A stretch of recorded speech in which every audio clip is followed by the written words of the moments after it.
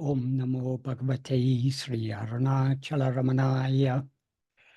Namaskaram. Today I'm going to be talking about verse 12 of Uḷḷadu Nāṛpadu Anubandham. This verse was it was originally composed as part of Guru Vasakavai. That is, I think Bhagavan would have been discussing verse 84 of Vivekanchudamani, and Murugan wrote a verse, I think it is, if I remember correctly, it's verse 125 of Guru Vasakavai, in which he conveyed the same idea that is in verse 84 of Vivekanchudamani. And then Bhagavan wrote this verse, in which he included, in the last two lines of this verse, a translation of that Sanskrit verse from Vivekanchudamani, verse 84, and the first two lines, Bhagavan's own original composition. So this verse consists of 4 sentences. The first 2 sentences are by Bhagavan. The last sentence is the translation of that verse, of Bhagavan's translation of that verse of Vivekanchudamani. So what he says in this verse, I'll first read the meaning and I'll discuss it. In the first sentence, he says, iṛivuḍalyā ṉeṇṉal lihandiḍuga. That means cease considering the wretched body I. eṉṛģum oṛivu iṉbu taṉṉai ōrga. Investigate yourself who are ever-unceasing happiness. And then comes a translation of the verse of Vivekanchudamani. Aṛiyum uḍal ōmbal taṉṉai ōrga yāṟu kaḍakkak karāppuṇaigoṇ taṛṭṛu. That means, together with or along with cherishing the perishable body, thinking to investigate oneself is like grasping a crocodile, a raft across a river. So what does Bhagavan mean by this? Firstly, the first word is iṛivu. That means wretched, base, despicable. That's an adjective describing the uḍal, the body. So why does Bhagavan call the body as wretched, base, or despicable? We can explain it in various ways. Firstly, the body is a biological organism, and biological organisms are pretty messy businesses. We are born, we grow, that is, we as a biological organism, we are born, we grow, we get diseases, we have hunger, to satisfy our hunger, we have to eat food, we get thirst, and to satisfy thirst, we need water or other liquids. And the food has to be digested and assimilated and excreted. And so the whole thing is that the whole biological organism is a pretty messy business. And the whole of biological life consists of one species preying on another. Even if we are plant eating, if we choose to eat only plant based foods, still the plants need to be killed and need to be harvested and whatever. Throughout the biological system, the whole cycle of biological life consists of one species preying on another. There are carnivores that eat other animals. There are bacteria, fungi, so many different life forms, all preying on one another. So the whole thing is a pretty messy business. That is, at a gross level, we can explain that is why Bhagavan calls the body wretched. At a slightly subtler level, we can consider what Bhagavan said in one verse but was originally part of Guruvacha Kavayan, is also in Upadesha Tanipakal, in which he says, taking those who take the body to be I, implying in the context that those who take the human body to be I are more despicable than a pig, because pigs eat filth, whereas this human body, we eat pure food and we excrete filth. So that's another reason why the body is can be considered as wretched. But the deepest reason why the body is wretched is the body is a finite, is something finite. It has so many limitations. It's limited in time, it's limited in space. We are born, we die, so that's our limitation in time.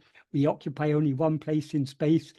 And so we're limited in so many ways. We're limited in vastu, that is, each biological organism is different to every other biological organism. Each body is different to every other body, every other physical thing. So we are limited in so many ways. Whereas our real nature, what we actually are, is pure satchit, pure being, pure awareness, which is unlimited. It's infinite. It has it's not limited by time, it's not limited by space, because time and space both appear only in the mind, which itself appears and disappears. So what we actually are is that infinite, unlimited whole. And yet we take this wretched body, this small, finite body, to be ourself. So I think that's the deeper reason why Bhagavan described the body as wretched, because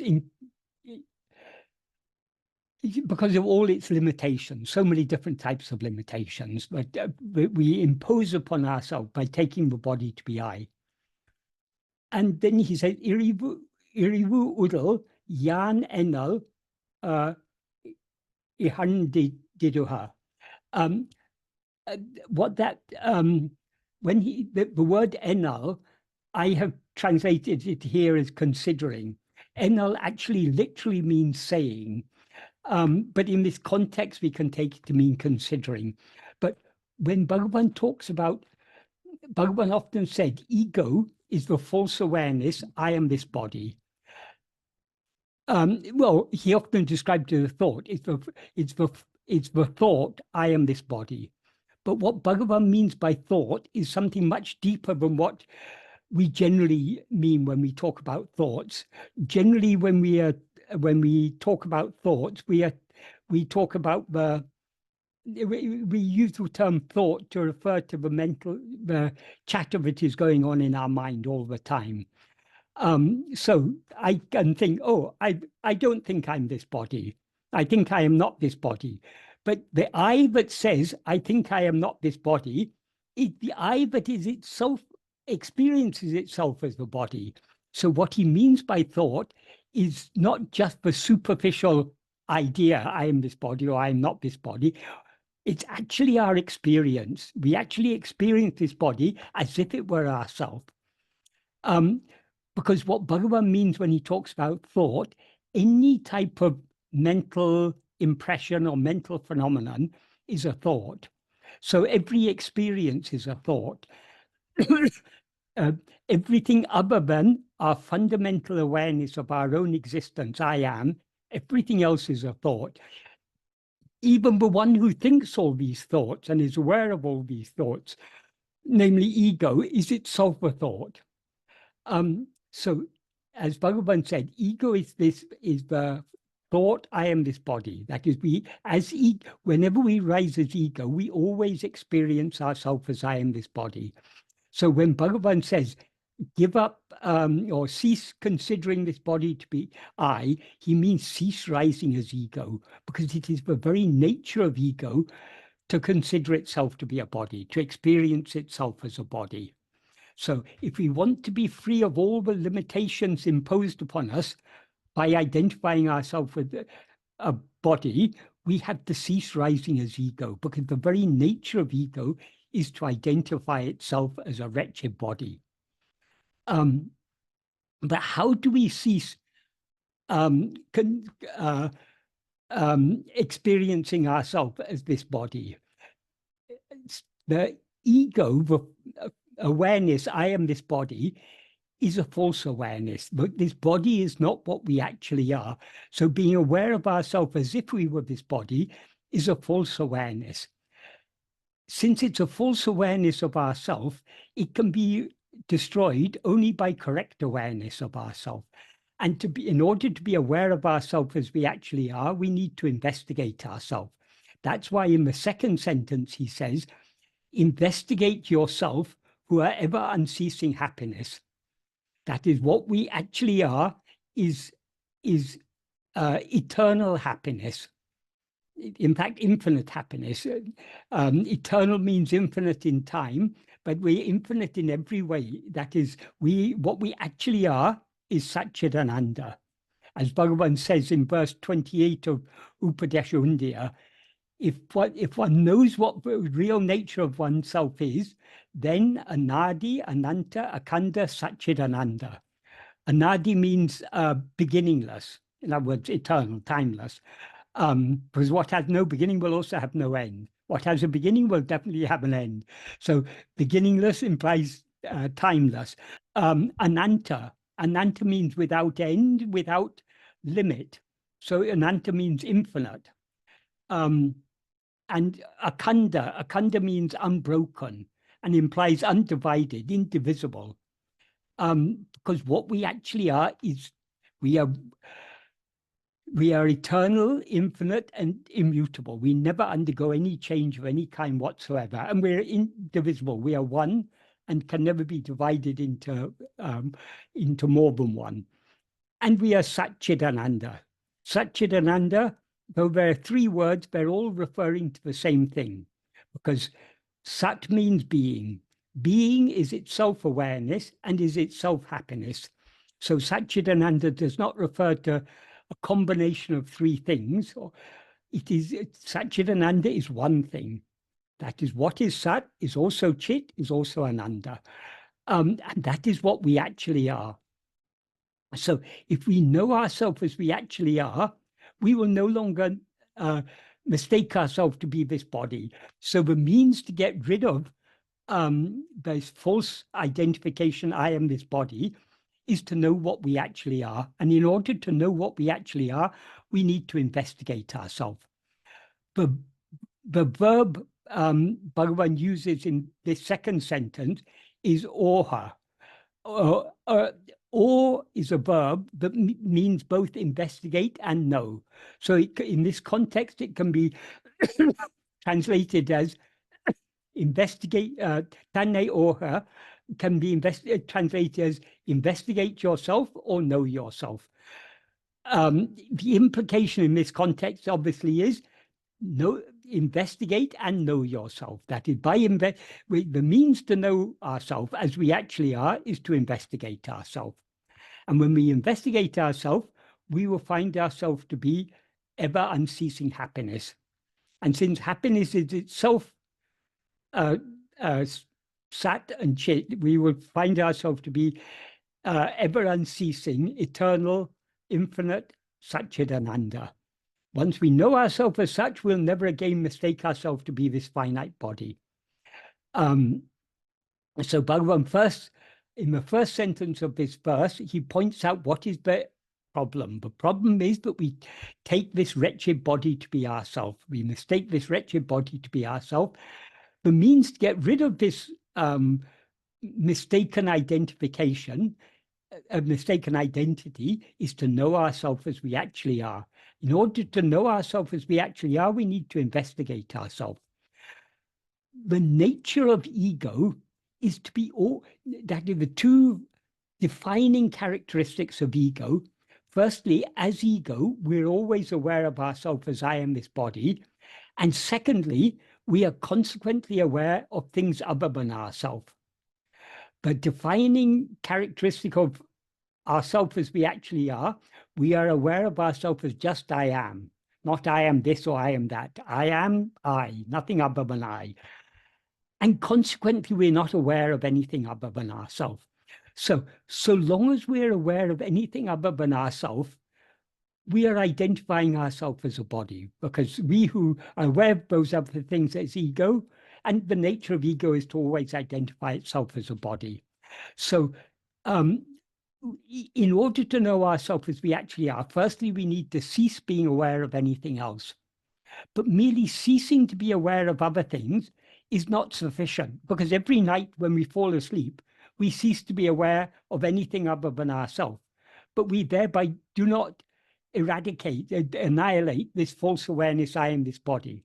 That is, that false awareness, which is ego, it dissolves in sleep, it subsides in sleep, but it rises again because it hasn't yet been destroyed. In order to destroy ego, ego itself must experience itself as it actually is.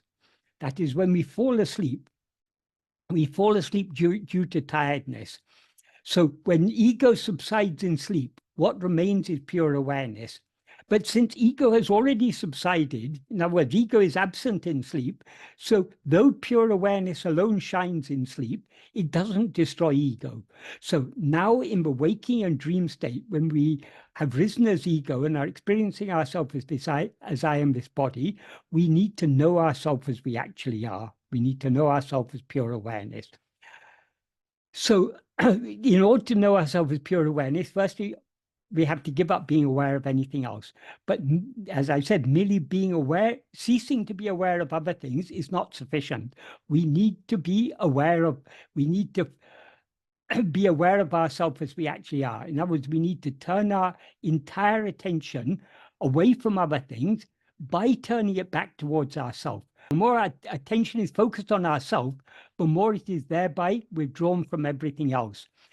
And when we focus our attention on ourselves so keenly that we thereby cease to be aware of anything else, we will thereby experience ourselves as pure awareness. That is, awareness that is aware of nothing other than itself. As soon as we experience ourselves as pure awareness, which is what we actually are, we will cease to be ego and remain eternally as pure awareness. So this is what Bhagavan means by investigate yourself. We need to investigate ourselves by turning our attention back towards ourselves so keenly that we cease being aware of anything else. Then we will know ourselves as we actually are, and thereby eradicate ego, the false awareness, I am this body. Then the rest of the the first sentence of the first word of the third sentence is aṛiyum, which means perishing. It's an adjectival participle. This word, I think, if I remember correctly, it's not actually there in the Sanskrit. So Bhagavan has added this. This is the last word of the second line in the Tamil verse. The rest of the last two lines, in other words, the rest of the third sentence is Bhagavan's translation of the Sanskrit. What he says in this is aṛiyum uḍal ōmbal odu. Aṛiyum means perishable or perishing, which perishes. It's an adjectival participle. Uḍal means body. Ōmbal means cherishing. And odu means with. So along with cherishing, that means along with cherishing this body, if we try to know ourselves, taṉṇai ora uṇal, thinking to know oneself, that is, if we intend to know ourselves, but at the same time cherish this ephemeral body, we are like what? We are like doing so is like grasping a crocodile as a raft across a river. That is, if we want to cross a river and we see something floating in that river, and we think, oh, if I grasp that, that will help me to cross the river. And if that thing that we grasp turns out to be a crocodile, we're not going to reach the other side of the river. We'll be swallowed before we get there. Likewise, if we cherish this body, thinking that that will enable us to know what we actually are, we will be swallowed by this, the implication will be swallowed by this samsara. That is, the body will come to an end and will take another birth, and it go on and on and on. So part of the context of this verse is that there are some yogis who think that they have to make the body very strong in order to be able to do whatever sadhana they think they have to do in order to attain self-realization. This is a mistaken notion. So when Bhagavan says obviously this is a criticism of those who cherish the perishable body and thinking that that's a means to know what they actually are, or thinking that that will help them to know what to investigate and know what they actually are. So does Bhagavan mean that we need to completely neglect this body? No, that is not the implication here. We can explain this at two levels. One level is this body is a vehicle through which we live our life. If we have a car, if we neglect it, if we don't put petrol in the engine, if we don't have it serviced once in a while, it's not going to serve its purpose. It's not going to take us to our destination. Likewise, this body is a vehicle. So we have to take basic care of this body. This is an ordinary explanation. Yes, you have to take care of the body, but don't attach too much importance to it. Don't be obsessed with keeping the body healthy and everything. We have to take minimum care of the body. We eat healthy food. We should get sufficient rest. We should have sufficient exercise. All these ordinary things we have to do to take care of the body. That's at one level. We can explain it at that level. So it's okay. Yes, you can take care of your body, but don't be obsessed with it. Eat healthily, exercise, get sufficient rest, take reasonable care of the body, but don't go beyond that. That's one way of explaining it. A deeper way of explaining it, and what is closer to the real intention of Bhagavan, is we do not need to care about this body. That may seem a very extreme statement, but according to Bhagavan, what is to happen to this body is already predetermined by prarabdha. Whatever actions of mind, speech, and body we need to do to take care of this body, we will be made to do. As Bhagavan says in the first sentence of the note he wrote for his mother, Avarava prarabdha prakaram adakanavan angangirdu artavipan. That means in accordance with the prarabdha of each one, he who is for that, being in each place, will cause to act. That is, he will make our mind, speech, and body do whatever actions they need to do in order for our destiny to unfold. So if it is our destiny to live in a certain number of years in a healthy body, we will live those number of years in the healthy body. And if we have to do something to keep the body healthy, if we have to eat healthy food, if we have to exercise, if we have to have rest, we will be made to act accordingly. So we need not concern ourselves with this. As Bhagavan says in the 13th paragraph of ṉeṉṇa, that is what he says in the first paragraph, the first sentence of this paragraph. He defines what it is to give oneself to God. Giving ourselves to God means surrendering ourselves to God. How do we surrender ourselves to God? He says, being atmanishta param. Atmanishta param means one who is firmly fixed as oneself. In other words, being as we actually are. How to be as we actually are? He implies in the first clause of the sentence, giving not even the slightest room to the rising of any other chintana except atma-chintana. Chintana means thought. Atma-chintana, therefore, literally means thought of oneself, but it implies meditation on oneself, self-contemplation, or in other words, self-attentiveness. So we shouldn't give, in order to be as we actually are, we shouldn't give the slightest room to rising of any thought other than self-attentiveness. In other words, we need to be so keenly self-attentive, but we thereby give no room to the rising of any other thoughts. Because no thoughts arise in our awareness. So unless we attend to them, we're not aware of them. So if we attend to ourselves so keenly that we do not allow our attention to go out towards anything else, there'll be no room for any thoughts to arise. And thereby we will be as we actually are, and that is giving ourselves to God.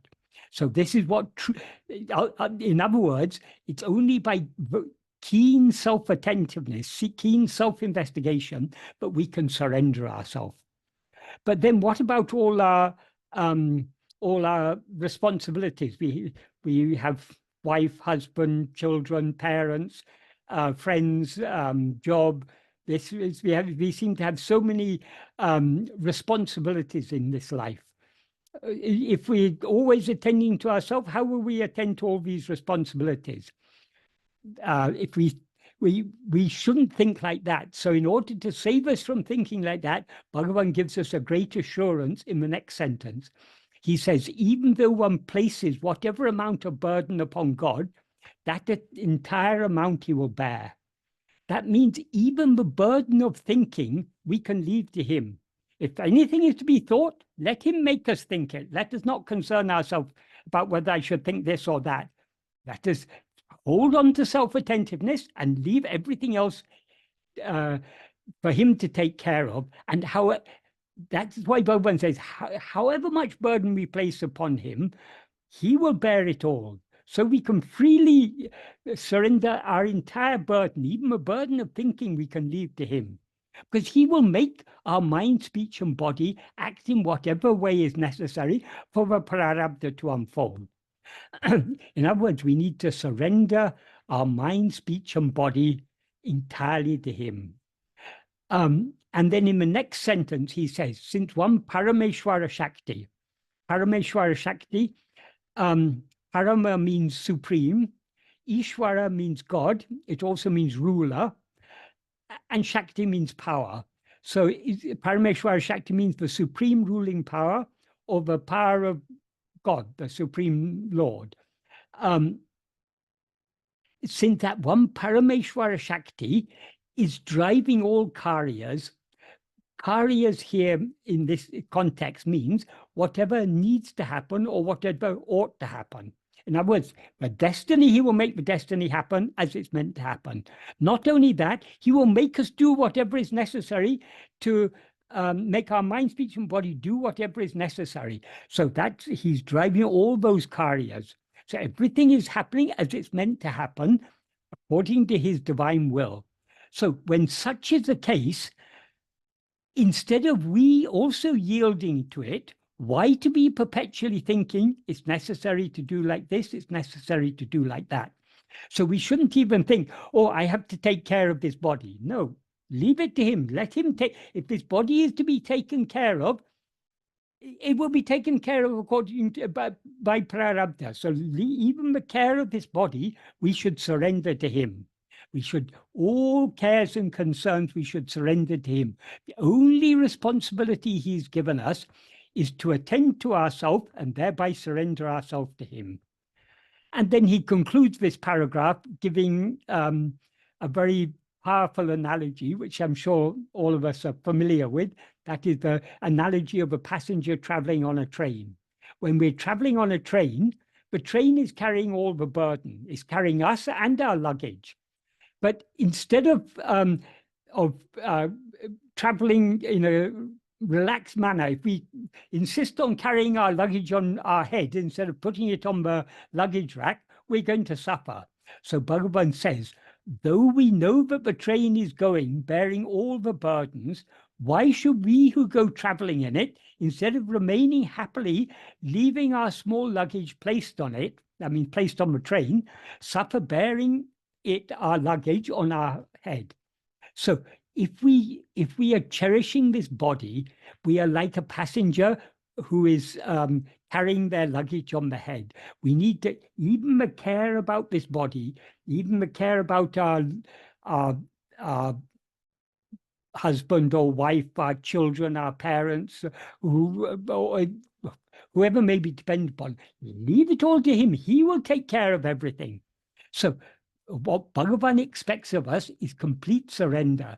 And that is implied in this verse when he says, give up, when he says, cherishing this body and thinking that we can investigate and know ourselves is like catching a crocodile as a raft to cross a river. So we need this verse is calling upon us, like as in other passages of Bhagavan teaching, is calling upon us to leave all care about everything other than ourselves to Bhagavan. Everything other than ourselves means everything other than what we actually are. All we should do is taṉṇai ōrga, investigate yourself. We should investigate what we actually are. That is the only responsibility Bhagavan has given us. If we do that, he will take care of everything else. As is said in the Bhagavad Gita, that is all the yoga kshema, all the burden for both our spiritual welfare and material welfare. He will take care of everything. All we have to do is surrender ourselves to him. And we can surrender ourselves to him only by being keenly self-attentive, by knowing by investigating what we are.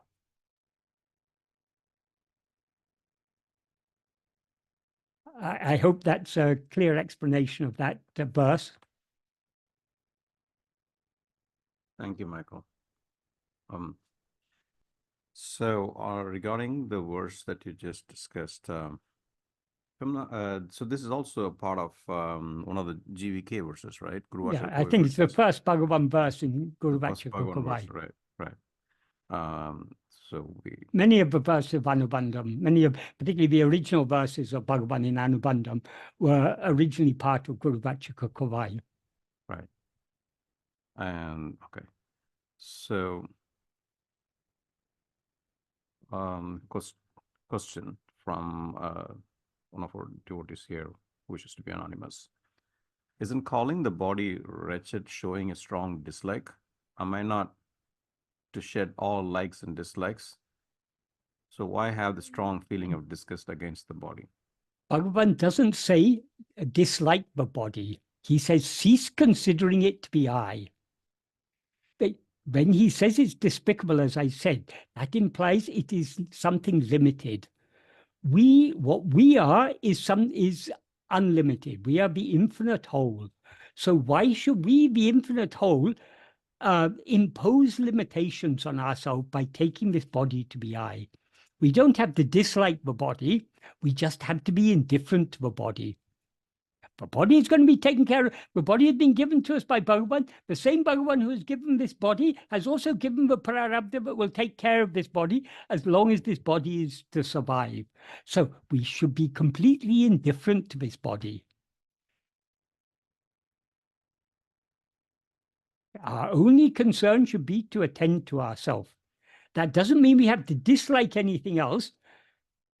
We need to love to attend to ourselves. If we love ourselves, since we are the one reality of all these appearances, in loving ourselves, we are loving everything.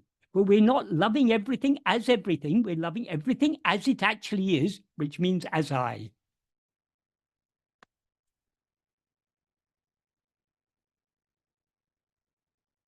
I hope that's a clear and adequate answer to that question. Yeah, thank you, Michael. So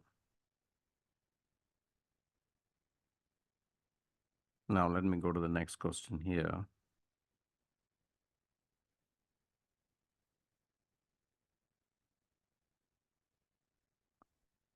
Malcolm asks, is it not important for us to balance absolutes?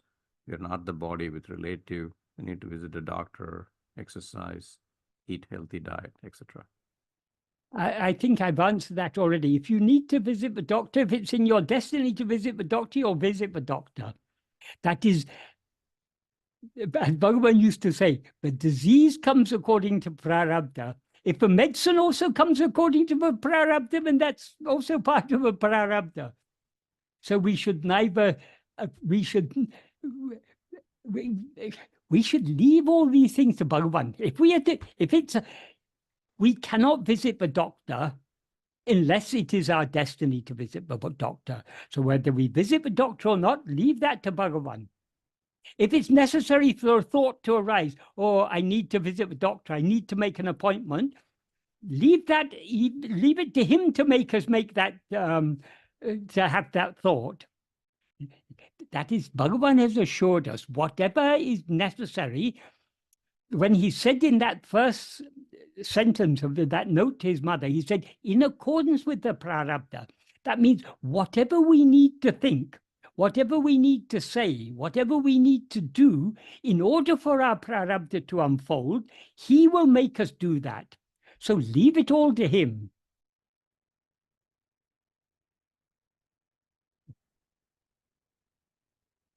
Thank you, Michael. So the first questioner as a follow-up is asking, okay, so how can I leave all my concerns in Bhagavan's hands if Bhagavan knows nothing other than himself?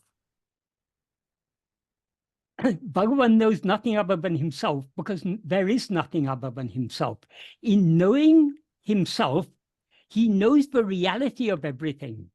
So from our perspective, when we see everything as all this, everything means there's only one thing. Bhagavan knows that one thing that actually exists, namely himself, which is also ourself. We see that one thing as all this multiplicity. So Bhagavan knows all this multiplicity, but not the multiplicity as multiplicity. He knows it as the one that it actually is. So he doesn't know it as multiple, he knows it as one. We don't know it as one, we know it as multiple. But so everything we know, Bhagavan knows. But he knows it as it is, whereas we know it as something other than what it is. So from our point of view, it seems that Bhagavan knows everything. Thank you, Michael. I think that answers that question. I hope so. So the next question, in the waking state, there is a misconception of who we are as the body sometimes, mind sometimes, or intellect. And subsequently, as a result of this wrong identification, we make error, delusion. Well, that is a delusion. And this results in emotional, all sorts of emotions, right, in waking.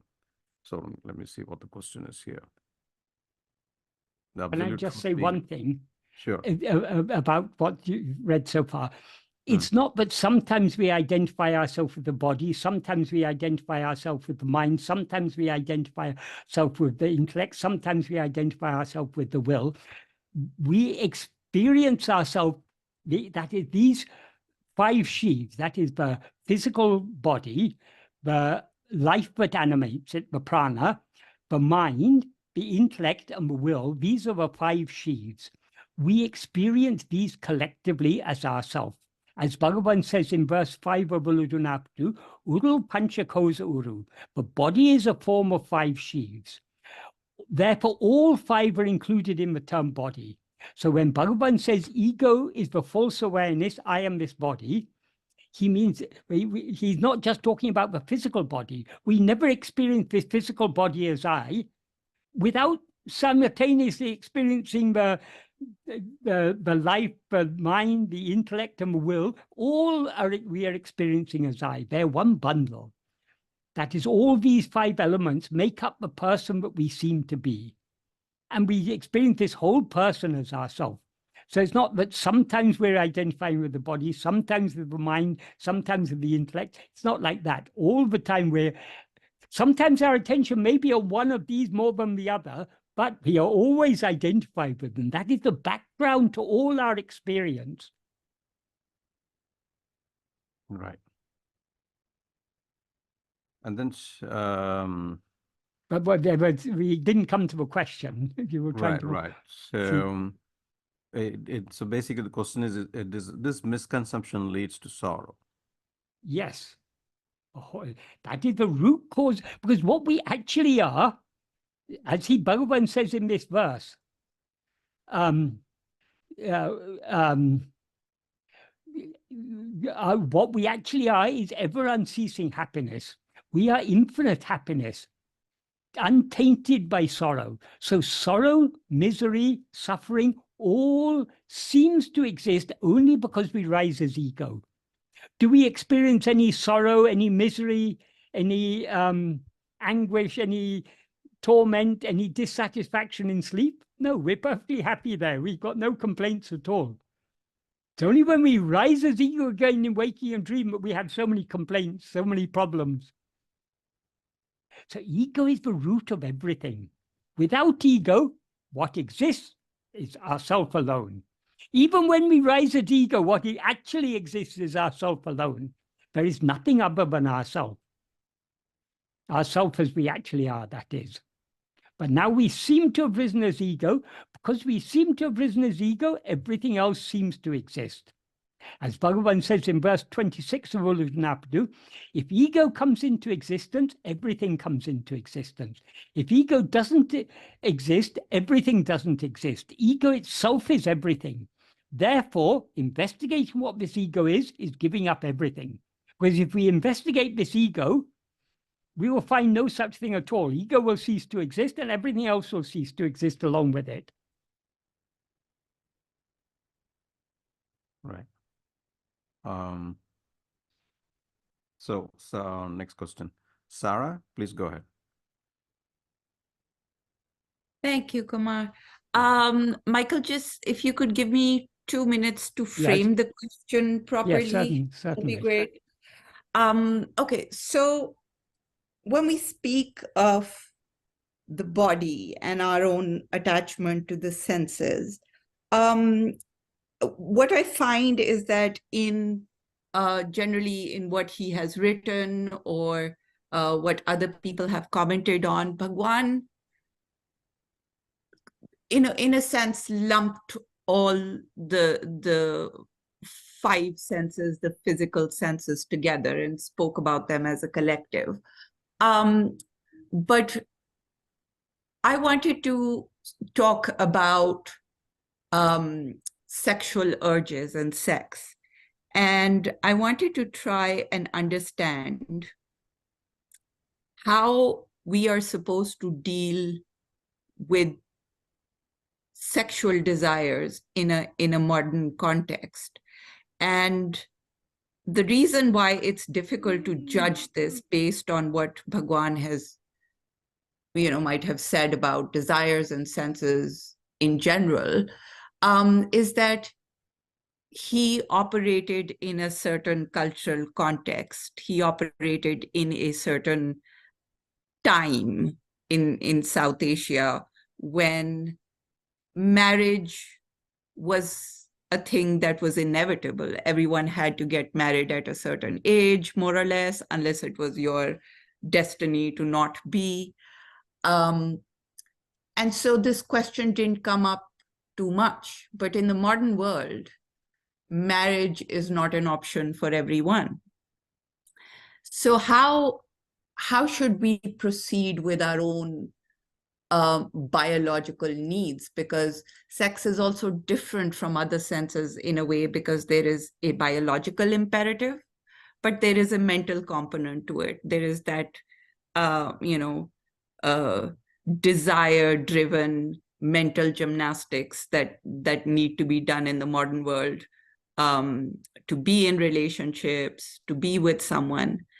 How do we go about either controlling this desire or shaping it in a way that it doesn't completely consume our lives, and it doesn't, how should I put this? It doesn't get in the way of trying to detach from the body.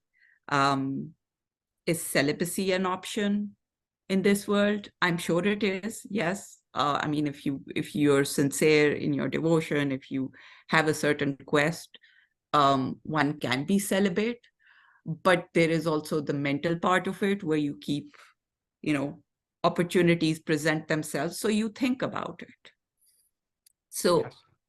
what is a good way of approaching this problem in the modern world? Okay, let's leave aside the sexual urge for a moment. Just let's consider a parallel biological desire. We all have desire for food.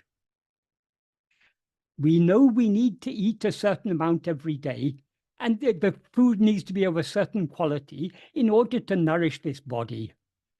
But see how much people think about food, how many different types of foods are available, how many programs are on television about cooking, and people are interested in the foods of different cultures. It's a huge part of human culture is food. What sort of food you eat, going out to eat, and all that is all we need is a certain quantity of food each day to nourish our body. But we think so much about it unnecessarily. All that is required is simply to eat some food, but it becomes such a people want tasty food, and different people have different tastes, and it becomes a huge cultural thing. It is similar with sex. Sex it's a biological urge. It's a biological urge not for the survival of this organism, but for the survival of the species. Whereas the urge for food is for sustaining the life in this particular body. The urge for sex is for sustaining the life of the species. So we have a particularly strong desire for sex that it's hardwired into us. That is, so long as we identify ourselves as a body, almost everyone has this desire, and for most people it's a very strong desire. It is said that there are some people who are asexual, who have no particular sexual desire, but that is a little bit unusual. Most of us have strong sexual desire. In most cases, it is because the biological function of sex is reproduction. For most of us, that sexual desire is in the form of desire for the opposite sex. Sadhuam used to illustrate this with an analogy. He said, if you have a magnetic bar, one end is North Pole, one end is South Pole. So if you're at the North Pole of the magnet will be attracted to the South Pole of another magnet, and will be repelled by the North Pole of another magnet. So if we take this magnet, one side is male, one side is female. Most of us identify with one side of the magnet, so we are attracted to the opposite.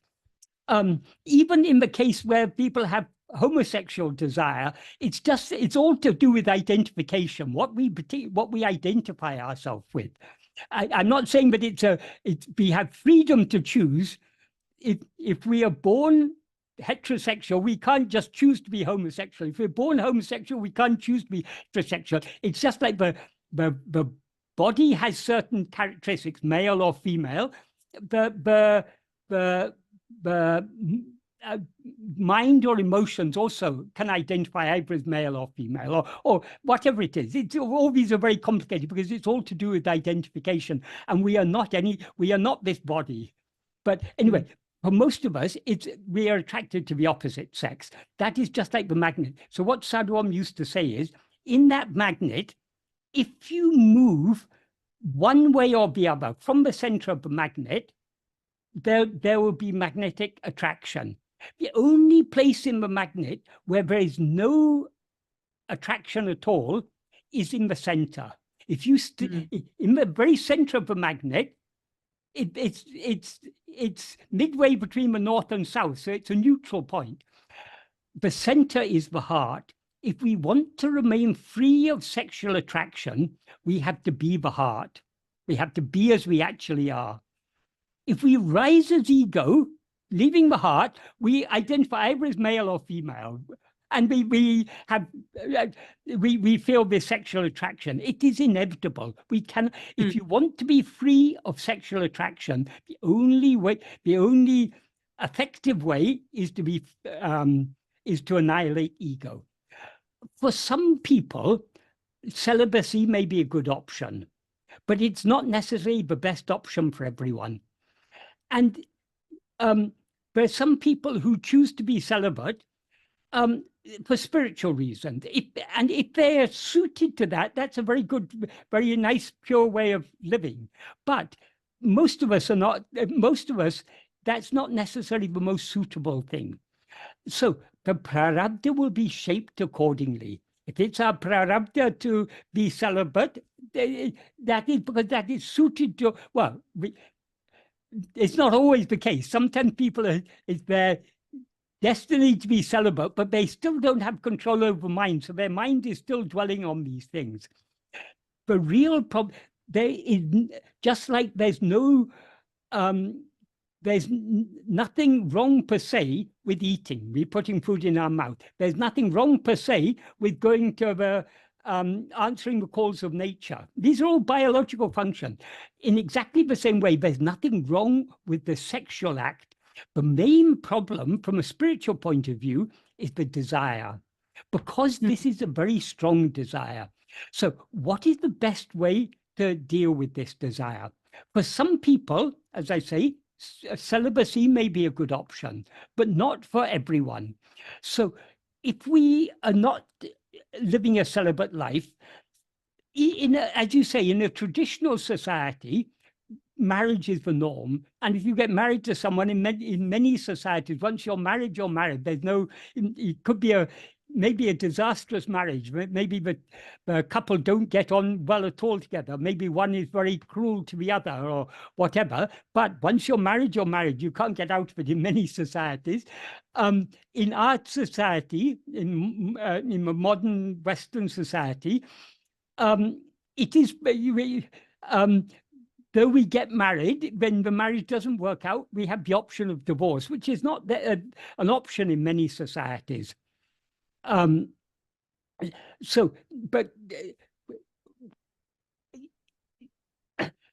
the reason why marriage is recommended, it's one way of helping people to curb that desire. So that's fine in a traditional society. Today, we don't live in such a traditional society. Things are a bit more complicated, a bit more messy nowadays. So what is the appropriate thing nowadays? Ultimately, it's all according to destiny. Whatever happens is according to destiny. So it's not possible. It's very easy to lay down do's and don'ts. Religions are great at this. Religions are great at saying, do this, don't do that. But that often doesn't work well. So we don't live in a society where the morality is so prescribed. But still, the most important moral principle in all forms of spirituality, yoga, bhakti, jnana, but generally in most Indian Indian systems of spirituality, in Buddhism, in Jainism, particularly in Jainism, it's very strong, Buddhism, in Hinduism, the main thing is ahimsa. Ahimsa means not harming. It's often translated nowadays as non-violence, but actually himsa doesn't mean violence, himsa means harm. So it's a bit, it's better to understand it in the correct sense that ahimsa means harm. So that is the best moral principle to guide us. If we are going to act, we should act in a way that doesn't cause harm to anyone. either to others or even to ourselves. There are certain things we can do that we may think are good for us, but they're causing us harm. So if we take ahimsa as our guiding principle, then, for example, one of the reasons why religions and social norms lay down things like marriage and so on is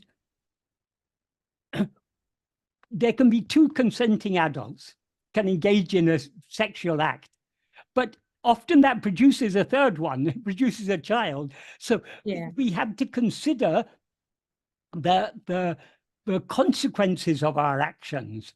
So because we don't live in a society where the moral norms are imposed upon us, we have to observe our own, we have to live a moral life as best we can. But when it comes to morality, to ethics, it's always a very complicated thing, because it's often very difficult to know what is the best course of action. Often we are faced with, in life, with what in English we would call a moral dilemma. In Indian languages, it's called dharma sangadam, where it's not clear which is sometimes we're faced with two options. Both options are potentially harmful. So we have to choose which is the least harmful. So life is a messy business. It's not always clear how we should act, but Bhagavan's teachings are not. Why Bhagavan didn't talk much about morality? Bhagavan is not so much concerned about action. Bhagavan is concerned about being, because so long as we rise as ego, we inevitably get caught up in action, because the nature of ego, that, as Bhagavan says in verse 25 of Uڵḷadu Nāṛpadu, he describes ego as a formless phantom, a formless demon. It's formless because it's got no form of its own.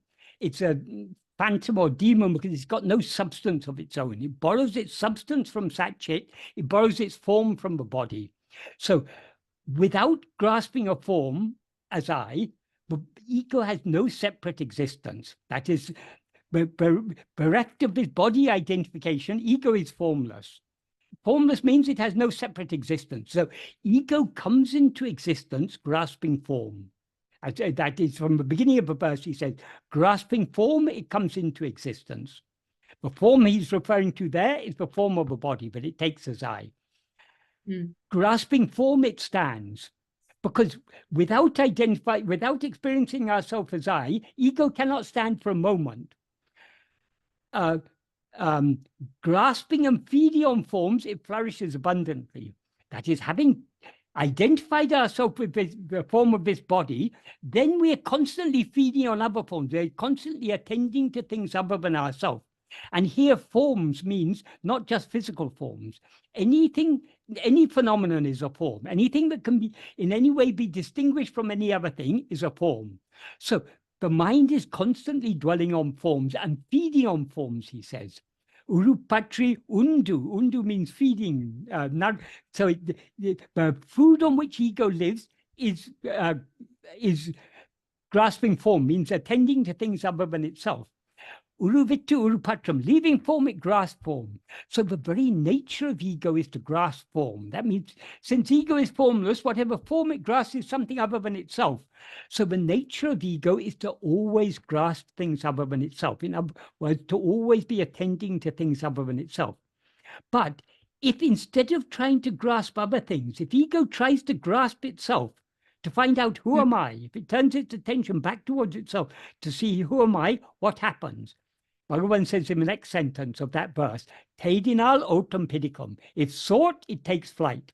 So if ego tries to know its own reality, it subsides and dissolves back into its source, is the implication. So the very nature of ego is grasping things other than itself. So because ego cannot survive for a moment without grasping other things. It has very strong inclination to grasp things of itself. But other things are what Bhagavan refers to in that verse as uru, form, is what is also referred to as vishaya. Vishaya means objects or phenomena. Anything other than ourselves is a vishaya.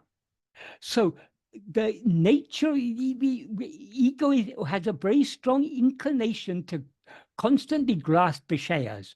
The inclination to grasp vishayas is what is called vishaya vasana.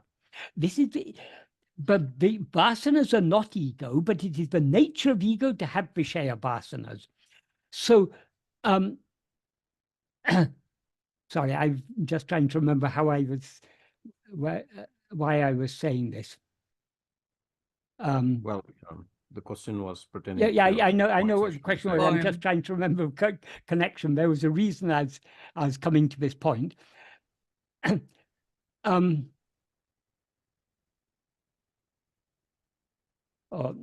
Sorry, there was a good reason, but I was.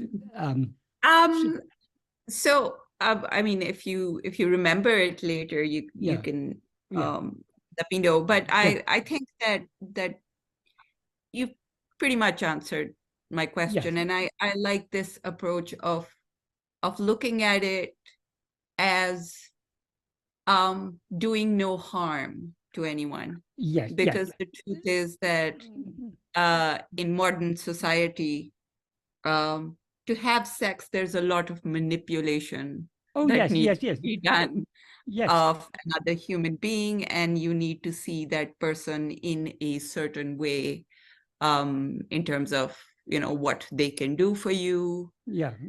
And I mean, you do objectify them in order to achieve that. So if we approach it from that perspective, and even when it is said between two consenting adults, there may be two consenting adults, but as you say, there's often manipulation there. People seek to gain something from other people in some way or other. So it's a very, very, there's no simple answer to these sort of questions. What is a right action? What is wrong action? It's often life is very, very, very complicated, very messy.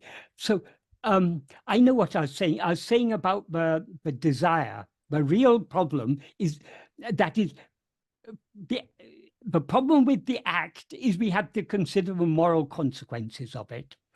But we shouldn't be causing harm to anyone else.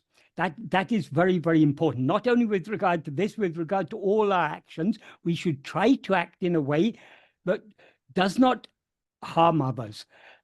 Insofar as we're still rising and acting under the sway of our vasanas, we need to try to act in a way that causes least harm to others.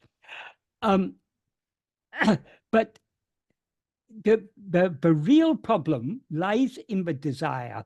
And among all, we have numerous kinds of vishaya vasanas, but one vishaya vasana that is particularly strong is this inclination toward sexual gratification. This is there. It's, as I say, it's hardwired into us as biological organisms. So how best to deal with this?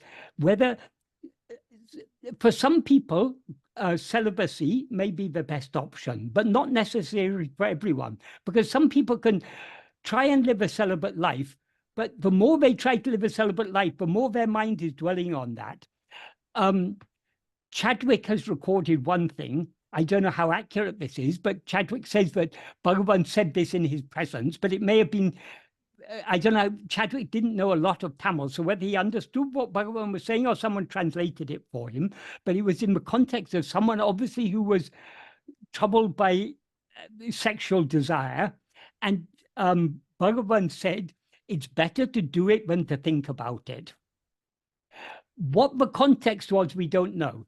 That could have been Bhagavan's advice to a married person. We don't know. But whatever it was, the main point is often more harm is done by dwelling on these things than actually than the act itself.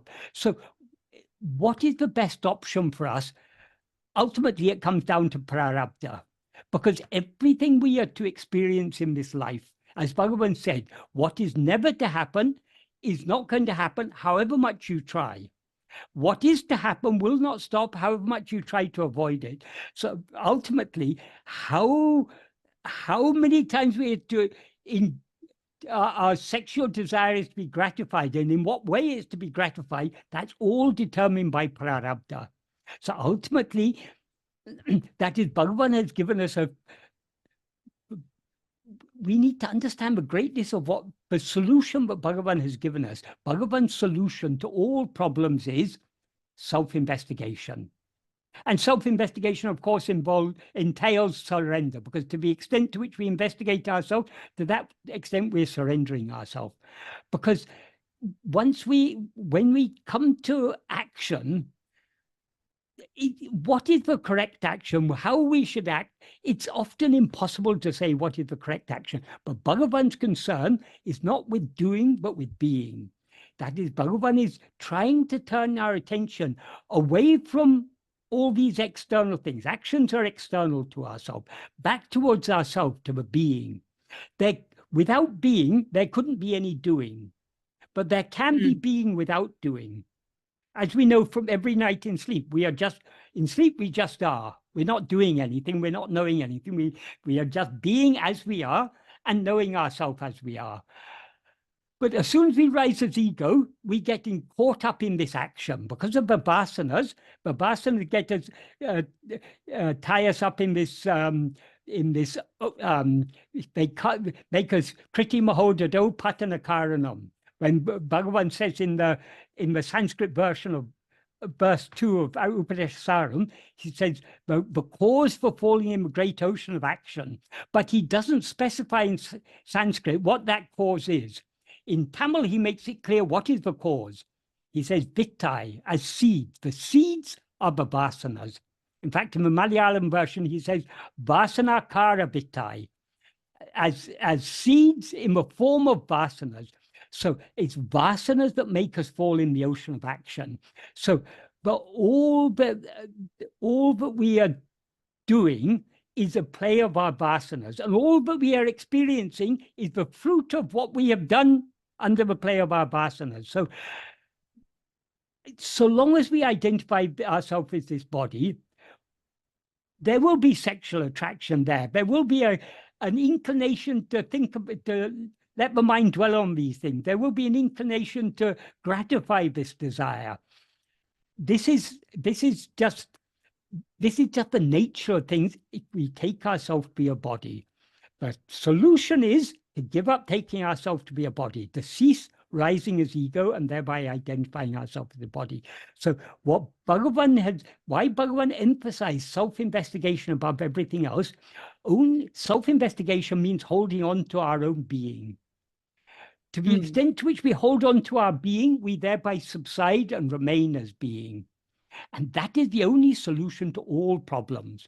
If we don't attend to ourselves, then we are caught up in this endless cycle of samsara, birth and death and action and so on and so forth, and right action, wrong action, and the consequences of right action, of wrong action, and the moral dilemmas of what is right action, what is wrong action. All these problems arise if we allow our attention to go away from ourselves. So the Bhagavan's solution is, don't allow your attention to go away from yourself. Turn your attention back towards yourself as much as possible. Because we don't yet have sufficient love to attend to ourselves all the time, we allow our mind to come outwards. We experience ourselves as a body. We therefore experience sexual attraction, and we want gratification of this sexual desire and everything. All this embodied existence, samsara, is a messy business. The wise thing is to extricate ourselves from this as much as possible by clinging to self-attentiveness. Thank you, Michael. Thank you, Michael. So I'm going to read a comment which actually Rajat posted at the beginning of the satsang regarding this verse. Bhagavan starts the verse by saying, cease considering the body to be I And then in the next sentence, he says, investigate yourself. But hasn't he also said or implied elsewhere that only when we investigate and know ourselves can we actually cease considering this body to be I? I think what Bhagavan means is we should give up our very strong attachment to the body as I, at least to some extent, before we can turn within. Your Yes, thoughts? if we got very, very strong attachment to this body, we will be unwilling to turn within. So we have to start somewhere. There has to be at least some willingness to turn within. And in order to have that willingness, there has to be some willingness to give up our attachment to this body. But the reason Bhagavan, in the first sentence of this verse, Bhagavan is indicating what is the problem. The problem is identifying this body as I. Then he points out what is the solution. Know yourself. That's why he says, first, give up identifying this body as I, know yourself. What the implication is, if he says, give up identifying the body as I, how do I give up identifying the body as I, Bhagavan? Bhagavan preempts that question by giving the answer in the second sentence. But what you say is also right. There has to be at least some willingness to give up this identification with the body before we'll even be willing to turn within. And the more we turn within, the more that willingness to give up this identification, the stronger that will grow. That willingness to give up identification with the body is what is called bhakti, the love to know and to be what we actually are. Well, we can say the willingness to give up the identification with the body is the vairagya. Bhakti and vairagya are two sides of the same coin.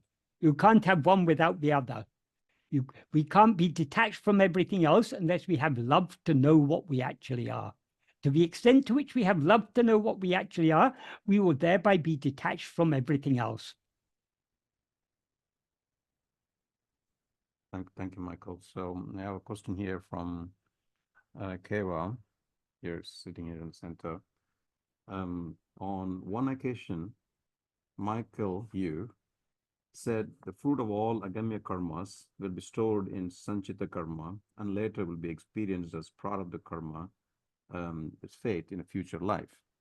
I think he's referring to one of the sessions you did with London recently. Yeah. At another occasion, Michael said, sometimes agamya karma, that is karma driven by our free will done in this current lifetime, is in sync with our prarabdha karma, that is destiny. In the case of free will and fate, if free will and fate are in sync, does it not imply that agamya karma bears fruit instantly in this current lifetime? No. That is that Bhagavan was very clear about this, and this is it's not only Bhagavan. This is the general Vedantic, the law of karma as explained in general in Vedanta. There's three karmas: agamya, sanchita, and prarabdha. Agamya is the actions we do in this lifetime under the sway of our vasanas. In other words, the actions we do in accordance with our will. Those are the actions that bear fruit. The fruit are stored in what is called sanchita, and not all the fruit in sanchita is going to be experienced by us, because we'd have to go on taking birth indefinitely and the more we take birth, the more we accumulate fruit. So we'll never exhaust the store of fruits in the sanchita. In each lifetime, we may be exhausting one lifetime worth of fruit, but we may be accumulating 10 lifetimes worth of fruit. So, but sanchita is a vast, vast store. We're never going to experience it all. Only what Bhagavan selects for us to experience in each life is what we experience as prarabdha. Regarding our will and a destiny being in sync, this should be obvious to all of us. We all experience things that we like to experience. So there are times when what we want is what we get, but it just so happens that our destiny it happens to be what we want, but that doesn't mean that what we want is bearing fruit immediately. What we are given to experience is the fruit of actions in past lives, not in this lifetime. Otherwise, what Bhagavan says in the second and third sentences of the note he wrote for his mother wouldn't make sense, because what he says, what is never to happen will not happen in spite of any amount of effort. That means we've got the freedom to want to experience what is not destined to happen. We've got the freedom to try to experience what is not destined to happen. We don't have the freedom to experience it because it is not destined to happen. And likewise, he says, what is to happen will not stop in spite of any amount of obstruction we do. That means we can want to avoid what is destined to happen. We can try to avoid it. We cannot avoid it. So what is destined to happen, that alone will happen. What is not destined to happen will not happen. But,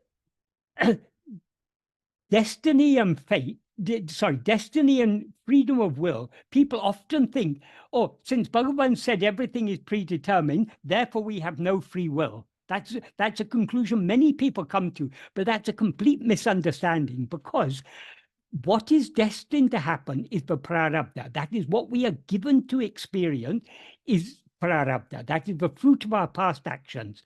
But those actions of which this prarabdha is the fruit is actions we did under misusing our freedom of will.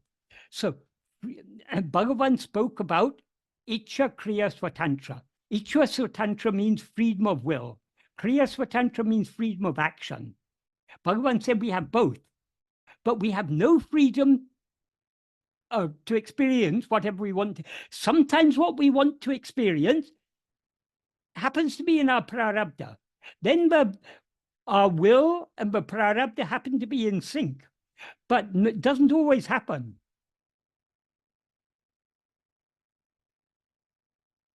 And another thing to understand is, just like the will cannot change the prarabdha cannot change the will.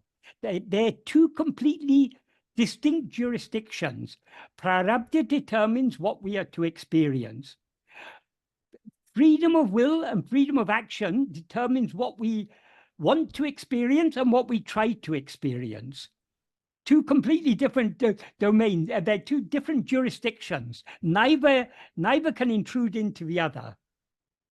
So there's absolutely no conflict between freedom of will and action on the one hand, and prarabdha on the other hand, and predetermination on the other hand. In fact, the whole of the law of karma is based upon the compatibility of the two. And it makes it clear how the two are perfectly compatible. Okay, Michael. Yes. It's me, actually, Keva, who asked those questions. Yes. I actually watched your video with your UK group discussion on the topic of the free will and the faith of destiny. That's why I brought up that question. On that video, you mentioned about an example of someone who wants to become a doctor. Yes. And then if it's his destiny to become a doctor, he will be made, his body, mind, and speech will be made to do all actions to unfold the prarabdha to become a doctor. Yes. And at the same time, he or most of the people also wants to become a doctor or has a free will to become a doctor. And all actions driven by the free will creates agamiya karma, right? And then those actions driven by free will to become a doctor, and then he or she will do all actions to become a doctor, for example, to enroll to the college. And then he studied hard, and then he passed the test, and then he become a doctor. So that means that the free wills and the prarabdha are in syncs. Yes. My question is, does it not imply that the free will or the agamiya karma driven by that free will to become a doctor, and also at the same time driven by the prarabdha karma, does that agamiya karma not bear fruit, does not that means that the agamya karma to become a doctor bear fruit instantly in this current lifetime? No, it doesn't, because if it's in your prarabdha to become a doctor, that is the fruit of actions you've done in previous lifetimes. But when we do any action, that action may be driven either by God in accordance with our prarabdha, or it may be driven by our will, or in many cases is driven by both simultaneously. Just because it's your prarabdha to become a doctor and you're therefore made by God to do those actions, doesn't absolve you from responsibility. The fact that you did those actions with desire to become a doctor, that you were acting not only under the sway of God's will, you were also acting under the sway of your will. To the extent to which you were acting under the sway of your will, you're creating fresh karma, which will be stored in sanchita. So it just so happens that the two are working in sync, but it doesn't mean that what the prarabdha is the fruit of previous actions. The fruit of the present action gets stored in sanchita for possible future experience. So are all the even if actions you that didn't want to become a doctor, if it's your destiny to become a doctor, somehow you'll be compelled to do those actions. So are all the actions that we do to become a doctor driven by our free will, or in the present actions that we do and driven by the free will, not considered as an agamya karma and bear fruit instantly in this lifetime? Agamya karma cannot bear fruit in this lifetime. The fact that is, an action is agamya to the extent to which it is driven by you're doing it under the sway of your vasanas. In other words, to the extent to which it's driven by your will. It is what you are to experience is prarabdha.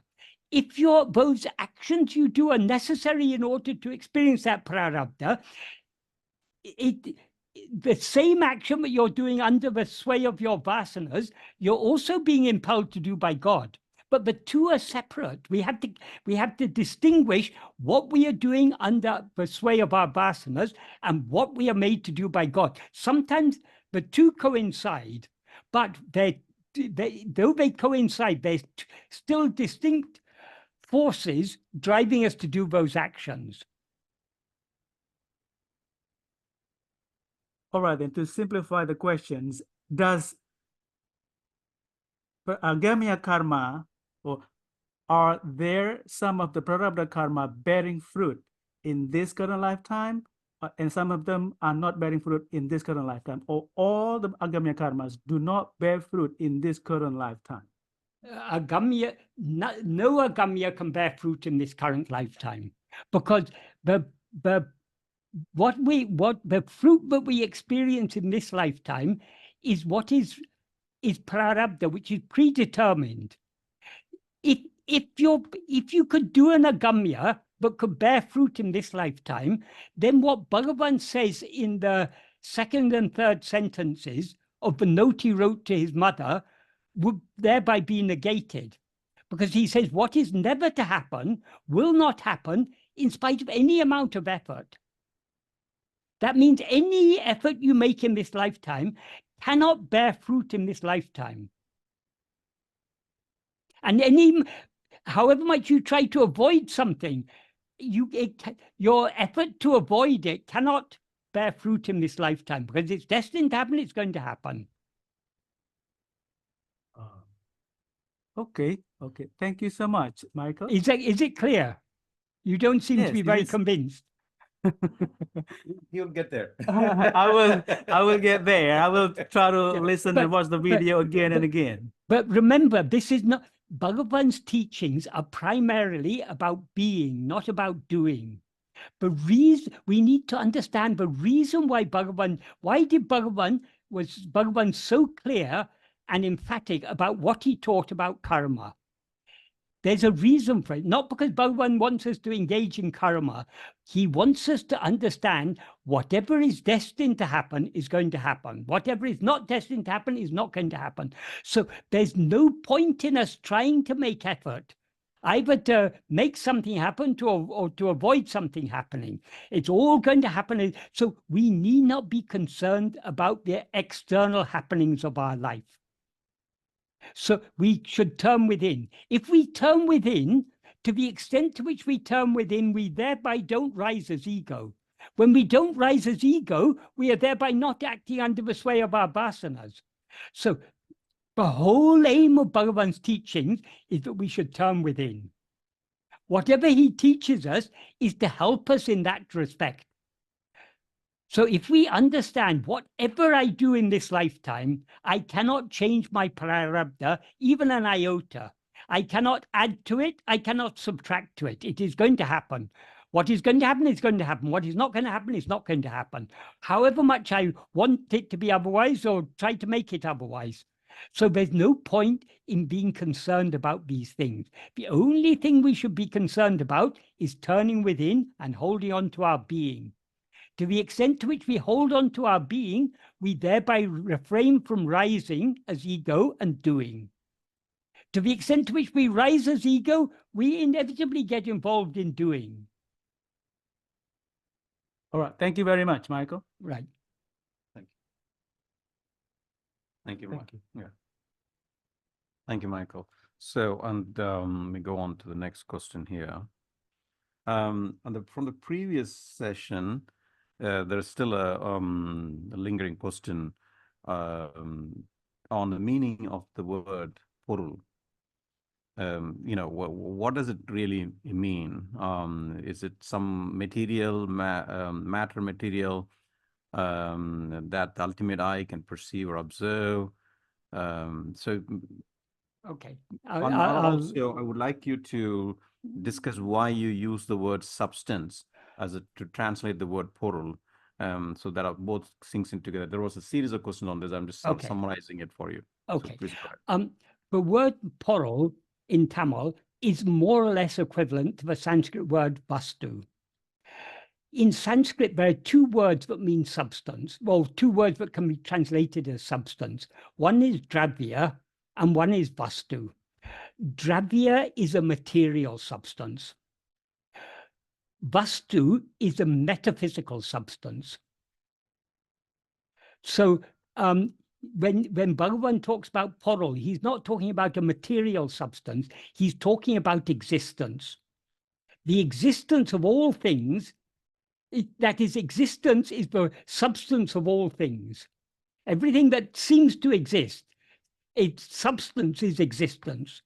So in the first Mangalam verse of Uڵḷadu Nāṛpadu, Bhagavan uses two words. In the first sentence, he uses the word uڵḷadu. Uڵḷadu means what is or what exists. In the second sentence, he uses another term which means the same, which is ullaporul. Ullaporul means the existing or the being substance. It can also, ulla can also implies real, because it means what actually exists. So the actually existing substance, that is uڵḷadu, that is what exists. So the porul is referring to substance in the sense that existence is the substance of everything. Everything that exists or seems to exist, its most fundamental substance is its existence. What does everything have in common is existence, being. But the difference is that only one thing actually exists. All other things seem to exist, but even those things that seem to exist derive their seeming existence from the one thing that actually exists. That one thing that actually exists is therefore the substance of everything else. The English word substance is quite a nice word because it comes from I think from Latin, or probably originally from Greek. Or at least from Latin it comes, substantia. That means what stands underneath. It's the foundation. In Sanskrit, there are other words that refer to this. Adhara, adhisthana, the ground on which everything, Bhagavan used the example of the cinema screen in the on which all the pictures appear. So it's the ground, it's the substance, it's what stands underneath everything. What underlies all appearances, that is vastu, that is poral. The one reality underlying all appearances is poral. Yes? Michael, does that mean, like, to make it very simple, can we say that something that cannot exist, like a square circle, does not have a poral? Something like a mirage, it doesn't have a poral, but a real island, a real oasis in this world has poral? Everything has poral. Even the square circle has a poral. Because the square circle is an idea. It's a meaningless idea, but it's still an idea. The fact that we can frame the word square circle, we know that there can't physically be such a thing, but we are able to form an idea of a square circle. So that square circle is an idea. Whose idea is it? It's the idea of I.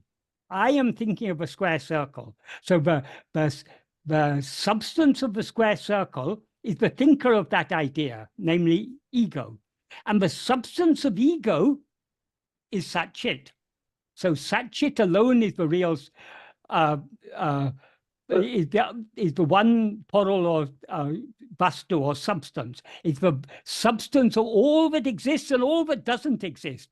Because all that exists and all that doesn't exist, it's all only in the mind. And the underlying reality of the mind or ego is Sat-Chit. Without existence, we couldn't even have an idea of something non-existent. That would make ego a real thing made of porals. So that would, no. But ego is a phantom. No. That would make the concept of a son of a barren woman. No. Then saying that it makes ego real is like saying, oh, the fact that the snake is underlying the snake, there's a rope, means the snake is real. No, it's not. It's real as a rope, but it's unreal as a snake. Likewise, ego is real as Sat-Chit. It's unreal as ego. But then both unreal and real cannot have the same underlying substance. Why not? Right? There's one only without a second. Then it would make both of them real and unreal are all ideas. Who is it who's talking about real or unreal? Who is it who's talking about the son of a barren woman or a square circle? All these are ideas that rise in the mind. Who is the thinker of all those ideas? It is ego. And what is the underlying reality of ego? It is Sat-Chit. So everything that exists and that doesn't exist, all is only Sat-Chit. Ultimately. But Sat-Chit is beyond the duality of existence and non-existence. Thank you, Michael. So let me read. There is another question here. Hello, Michael. Can you explain the relationship between the viveka, vairagya, and love? Viveka is clarity. The clarity to distinguish the real from the unreal, the permanent from the impermanent. That is viveka. To the extent to which we have viveka, to the extent to which we have clarity to distinguish the real from the unreal, we will have love for the real. That love for the real is what is called bhakti, and we will be free of any love or any liking for what is unreal. That freedom of liking for what is unreal is vairagya. Bhakti and vairagya are two sides of the same coin. To the extent to which we love what is real, we will be freed of a desire for what is not real. And that love for what is real is born out of viveka, out of that clarity to distinguish what is real from what is unreal. Distinguish doesn't mean just superficially, oh, I can tell what is real, what is unreal. Not like that on the surface. To really clearly see, but what is real is only I. And to the extent to which we see that clearly, to that extent we will have love just to be that and not to rise as ego. Right. So viveka is that deep inner clarity that comes by grace. And from that deep inner clarity is born bhakti and vairagya. Thank you, Michael. Stephen, go ahead, please.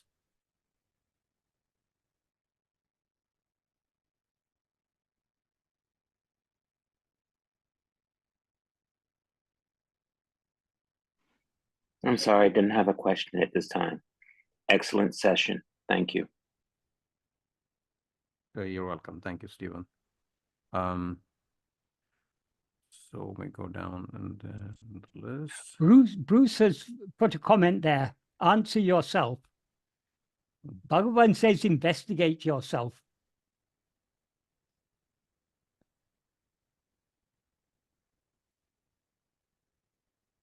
Okay. Only in the investigation does the true answer lie. Right.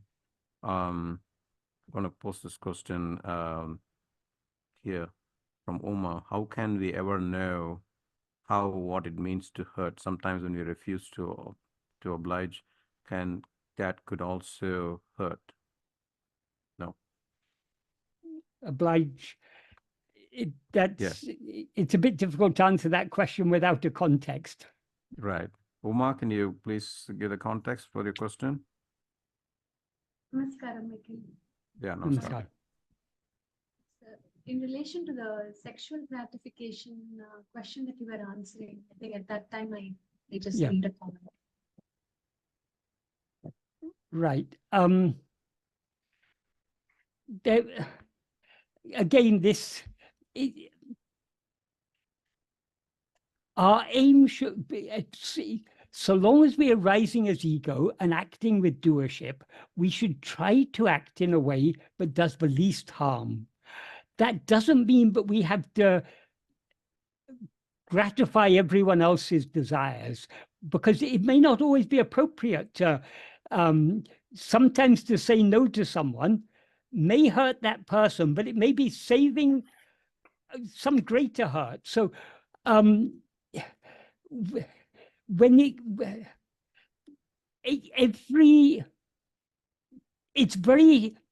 that is the one guiding principle. If we want a guiding principle for what, a moral principle for living our life, the principle should be ahimsa.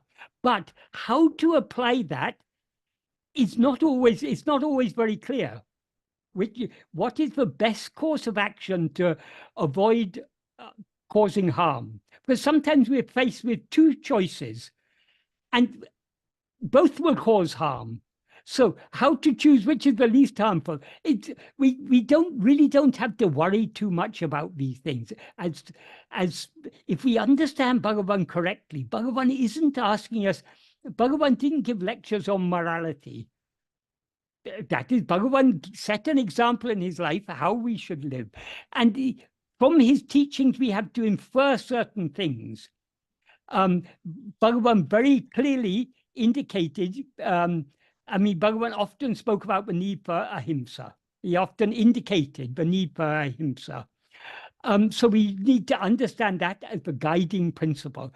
How we apply that in practice is not always clear, but let's not worry about that, because what Bhagavan asks us to do is not to do this or not to do that. Bhagavan asks us just to be. And the way to be is to hold on to our being. There's a verse in Guru Vachakakavai in which Bhagavan says, the Guru who gives do's and don'ts is both Brahma and Yama. Because by giving do's and don'ts, we're being given more actions to do or more actions to avoid doing. That creates more fruit. and therefore more births. So Brahma is the god of creation. So the births are he's giving us more births, and Yama is the god of death. So when we are born, we have to die. So Bhagavan didn't come here to say, do this, don't do that. Bhagavan came here to say, Sumairu, just be. And not only did he say just be, he showed us how to just be. He taught us, but just being is our real nature. We seem to be doing only because we've risen as ego. So in order to just be, we need to cease rising as ego. And in order to cease rising as ego, we need to hold on to our being. The more we hold on to our being, that is, the more we attend only to our being, I am, the more we as ego will subside. And to the extent we subside, we dissolve back into our being and thereby refrain from rising and doing anything. So we are here to be, not to do. So if we start discussing morality, start discussing which actions are right, which actions are wrong, these are questions that can never be answered. There are so many Puranic stories but illustrate this, the nature of action, how it's even Lord Rama, who is the very embodiment of Dharma, of righteousness, even he faced a moral dilemma when people suspected Sita, but Sita wasn't pure because she was so many years imprisoned by Ravana. How can she have remained pure? He was faced with the moral dilemma. As a king, he has to uphold righteousness. He has to set an example. But as a husband, he has to be true to his wife. So he has a moral dilemma. So like that, when he had to kill Sugrivan, Vali, when he had to kill Vali, sorry, when he had to support Sugrivan to kill Vali, it's a moral dilemma, but he had to choose one option. So he had to do what is seemingly an unrighteous action, shooting Vali from behind. But that was the only option. So even when God is incarnated on earth, as Lord Rama, he faces moral dilemmas. So of course our life is full of moral dilemmas, but it's just the nature of action. We can't escape this. If we want to escape all these moral dilemmas, we should not rise as ego. If we rise as ego, moral dilemmas are inevitable. That is a lesson we should learn. Right. Yeah, thank you, Michael. Thank you, Michael. So next question from John Turner. How do we know if a decision we take to do something is our own agency or Bhagavan's? It's sort of related to Keva's question, but go ahead. Why should we think it's necessary to know? Bhagavan has asked us not to do, just to be. If we rise as ego and have a sense of doership, that is where the problem. That is the problem. Our sense of doership, and the sense of doership is inevitable so long as we rise as ego, because as ego we identify this bundle of 5 sheaths as ourself. So whatever actions are done by body are experienced by us as I am doing this. Whatever actions are done by speech are experienced by us as I am saying this. Whatever actions are done by mind, I am thinking this. So long as doership is there, we are caught up in karma. So as Bhagavan says in verse 38 of Uḷḷadu Nāṛpadu, if we are a doer of actions, we will have to experience the resulting fruit. But if we investigate who is the doer of action, and thereby know ourselves, doership will depart and all the 3 karmas will come to an end. When he says doership will depart, the implication is experiencership will also depart, because doership and experiencership go hand in hand, as he indicates in the first sentence. If we have a doer of actions, we'll have to experience resulting fruit. So long as we rise as ego, we experience ourselves as a doer of actions and the experience of the fruit of actions. What is the solution? Don't rise as ego. How to not rise as ego? By investigating who is the doer, who am I, and thereby knowing ourselves. So let's not be too concerned about action. What Bhagavan taught us about karma is to make us understand we need not concern ourselves with action. We need to concern ourselves with our being. Who am I who seem to be the doer of action? Investigate that.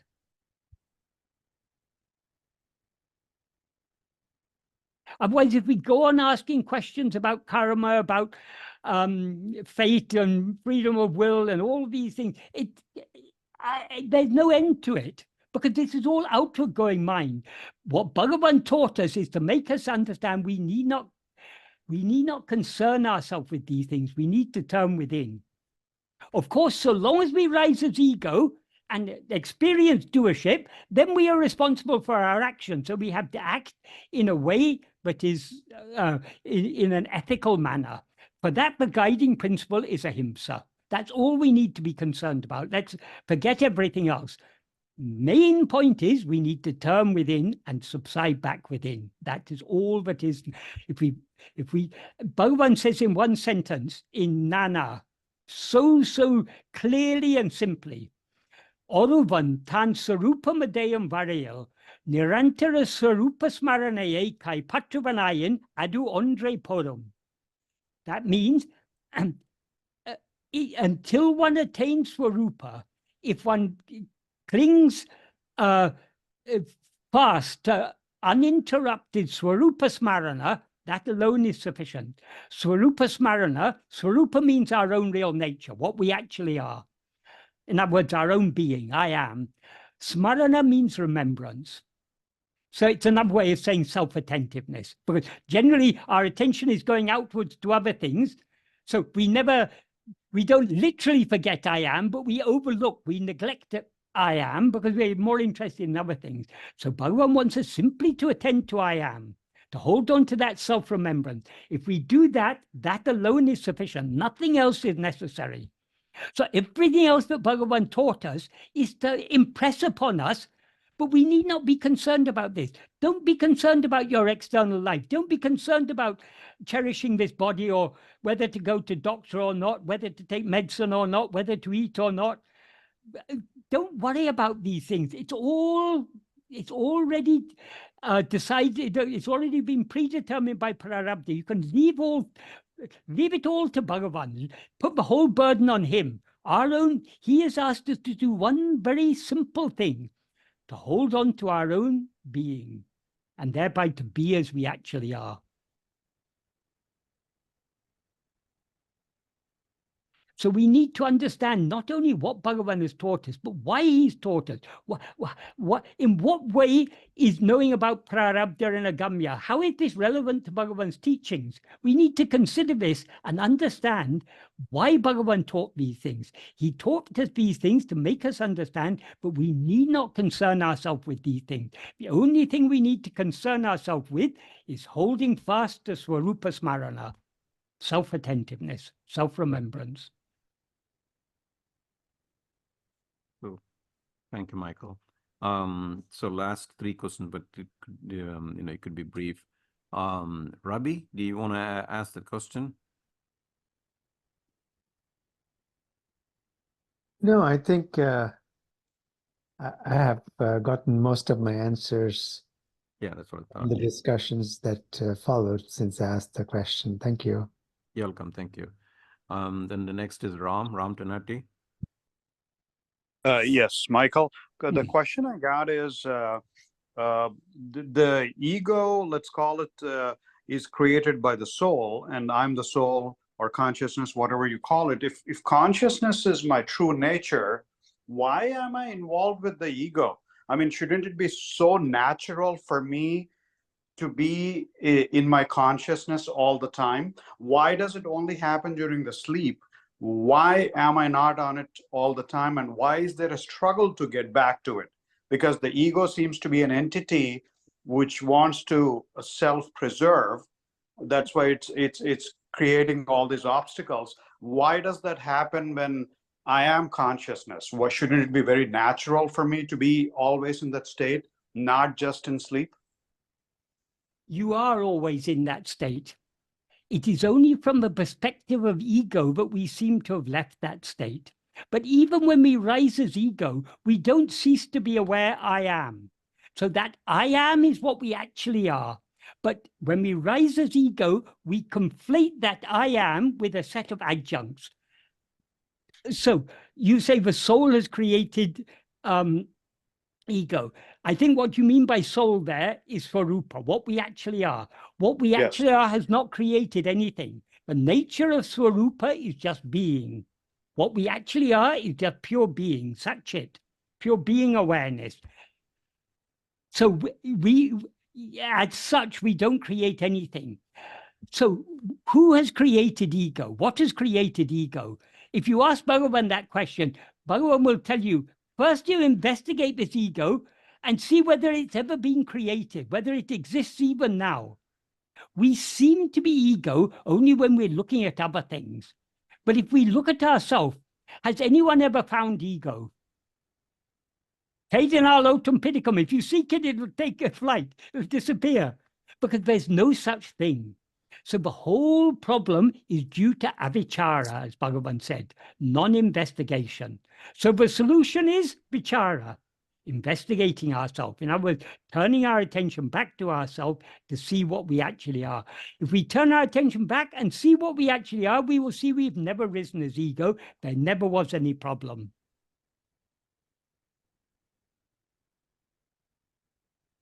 Thank you, In the Michael. interest of time, I'll let it go. I think I'm not everything go. The one thing you shouldn't let go is yourself. As Bhagavan said to Akilandamaya, unne vidamaliru, be without leaving yourself. So let go of everything else. Do not let go of yourself. Hold on to yourself. All other problems will be solved. Yep. Yeah. The solution is very clear. Thanks, Michael. Yep. And the next When the question. solution is clear, we don't have to worry about the problem. Hold on to the solution. Forget about the problem. Yes. Next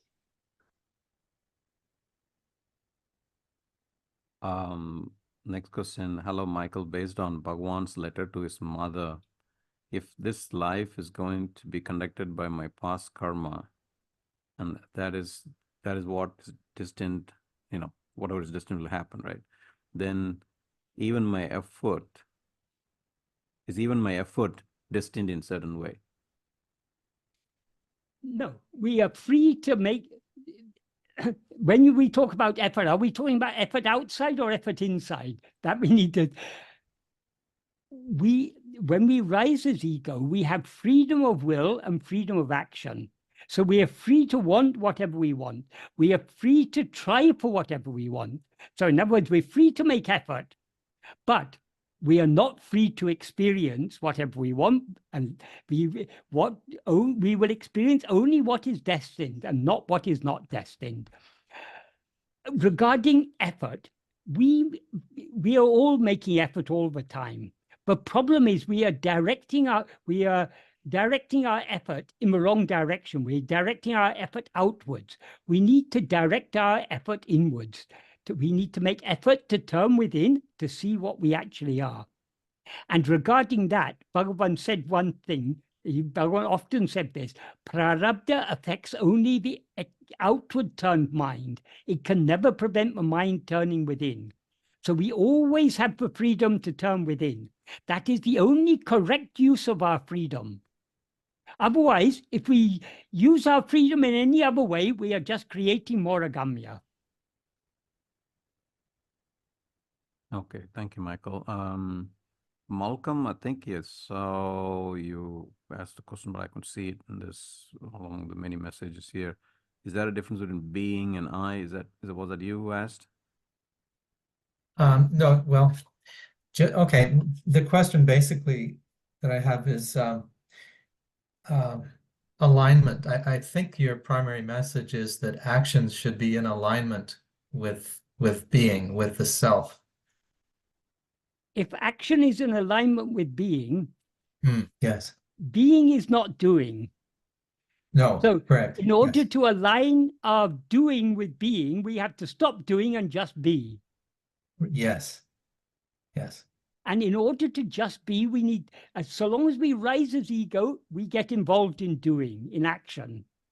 To refrain from, so in order to put an end to action, we need to put an end to our rising as ego. And in order to put an end to our rising as ego, we need to hold on to our being. To the extent to which we hold on to our being, that means hold on to that fundamental awareness I am, which is what we actually are. To that extent, to the extent we hold on to that extent we subside back within. Yes. And eventually dissolve into that and remain as pure being, as we always are. Understood. Thank you. Thank you. So that was my Malcolm's question. Okay. Well, thank you. So there is actually question unrelated to the main topic today, which relates to transliteration. Could you explain why you translated chit as CIT instead of CHIT? Because in Sanskrit there are two, the convention in transliteration of Sanskrit is that aspirated consonants have an H. So there are two letters in Sanskrit. One is C, and the other one is conventionally transliterated as C. The other is conventionally transliterated as CH. For example, in the word Icha, that the correct translation of Icha is ICCHA, because after the non-aspirated C comes the aspirated C. Aspirated means you're saying it with more air. So in Sanskrit, there's a whole series of consonants that have a non-aspirated and an aspirated form. The aspirated form will have an H after it. The non-aspirated form will not have an H after it. So the C in chit is not aspirated. Right, there you go. Thank you, Michael. With that, we will conclude today's session and see you next month for verse 13 of Uڵḷadu Nāṛpadu Anubandham. Right. Verse 13, isn't it? 13, right. Today we discussed 12, so it'll be 13 next, unless you want to combine it more than one. No, I think one at a time. Good. Okay, good. This one says, give up taking the body to be I. The next one says, giving up that Dehatma Bhava, it is, or everything good is giving up that Dehatma Bhava. That is the ultimate good. Exactly. Upadivittu oruvuduதான் ஈசன்றனை உணர்வது. As Bhagavan said at the end of that note to his mother, Āhalin maunamai irake nandru. Therefore, being silent or being as silent is good. What does it mean to be silent or be as silent? It means not rise as ego. Not to take the body to be I, in other words. So not taking the body to be I is all good is included in not taking the body to be I. That is the essence of the verse 13. Right.